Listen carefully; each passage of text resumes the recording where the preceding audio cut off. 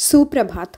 मेरा नाम सामिया मसूद अहमद कादरी है। मैं Anjuman Islam Janjira degree college of science Murud second year general science के स्टूडेंट हूँ।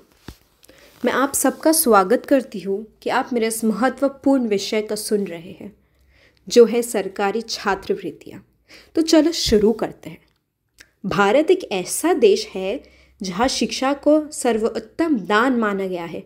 हमारे ऋषि मुनि हमेशा कहते आए हैं, विद्याधन सर्वाधिक उत्तम है, क्योंकि ना तो चोरी से चुरा सकता है, न आग से जला सकती है और ना समय से कम कर सकता है। लेकिन मित्रों, सोचिए, अगर शिक्षा इतनी महान है तो क्या हमें इसे पाने के लिए आर्थिक बाधाओं का शिकार होना चाहिए? क्या गरीबी के कारण एक प्रतिभाशाली बच्चा अपने सपने अधूरे छोड़ दे? इसी समस्या का समाधान है सरकारी छात्रवृत्तियाँ। छात्रवृत्ति का अर्थ है विद्यार्थी को दी जाने वाली आर्थिक सहायता, ताकि वे अपनी शिक्षा बिना रुकावट के पूरी कर सके। ये सिर्फ धनराशि नहीं होती, बल्कि एक प्रेरणा, एक सहारा और सपनों का साकार करने का मार्ग है। सरकार द्वारा चलाई जा रही छात्रवृत्तियाँ कई प्रकार की है। सबसे पहले है मेधा आधारित छात्रवृत्तियाँ, जो उन छात्रों को दी जाती है जो अपनी शिक्षा के क्षेत्र में उत्तम प्रदर्शन करते हैं। उदाहरण के लिए नेशनल टैलेंट स्कॉलरशिप और मेरिट कम मीन्स स्कॉलरशिप। दूसरी प्रकार की है आर्थिक रूप से कमज़ोर वर्ग के लिए छात्रवृत्तियाँ, जो उन विद्यार्थियों के लिए है जिनके परिवार की आय कम है, यानी कि इनकम कम है, ताकि गरीबी शिक्षा के रास्ते में रुकावट ना बने। तीसरी सामाजिक न्याय के लिए छात्रवृत्तियाँ हैं, जैसे SC, ST, OBC और अल्पशिक्षक समुदाय के लिए, जिसे समाज में समानता और मौके की बराबरी बनाए रखी जा सके। चौथी, बालिका शिक्षा को प्रोत्साहन देने के लिए विशेष योजनाएं, जैसे कन्याश्री योजना, जिससे लड़कियां की शिक्षा बड़े और उनका सम्मान बना रहे। ऐसे ही कई और भी छात्रवृत्तियां हैं जो कई लोगों के लिए काम आती है।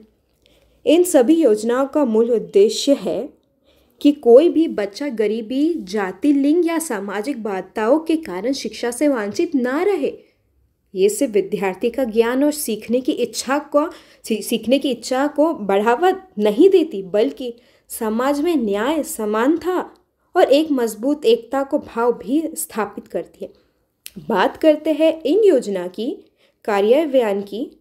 पिछले समय में कई समस्याएं थी, जैसे कठिन आवेदन प्रक्रिया, भ्रष्टाचार और पैसे समय पर ना मिलना। लेकिन वर्तमान में सरकार ने इसमें कई सुधार किए हैं। नेशनल स्कॉलरशिप पोर्टल जैसे ऑनलाइन प्लेटफॉर्म से विद्यार्थी आसानी से आवेदन कर सकते हैं। साथ ही डायरेक्ट बेनिफिट ट्रांसफ़र, जो है DBT, के माध्यम से पैसे सीधे विद्यार्थी के बैंक खाते में भेजा जाता है, जिससे ट्रांसपेरेंसी बढ़ती है और भ्रष्टाचार कम हुआ है। फिर भी कुछ चुनौतियां अभी भी है। ग्रामीण क्षेत्रों में इंटरनेट और जानकारी की कमी के कारण कई बच्चे इन योजनाओं का लाभ नहीं उठा पाते। कभी कभी आवेदन प्रक्रिया कठिन लगती है और रास्ते मिलने में भी देर हो जाती है। इन चुनौतियों को दूर करने के लिए सरकार को awareness campaigns, school college workshop और हेल्प डेस्क स्थापित करने की आवश्यकता है। मित्रों, ये हमारी जिम्मेदारी है अभी भी कि हम हर युवाओं को इन योजनाओं की जानकारी पहुंचाएं, ताकि कोई प्रतिभाशाली बच्चा अपने सपनों से वंचित ना रहे।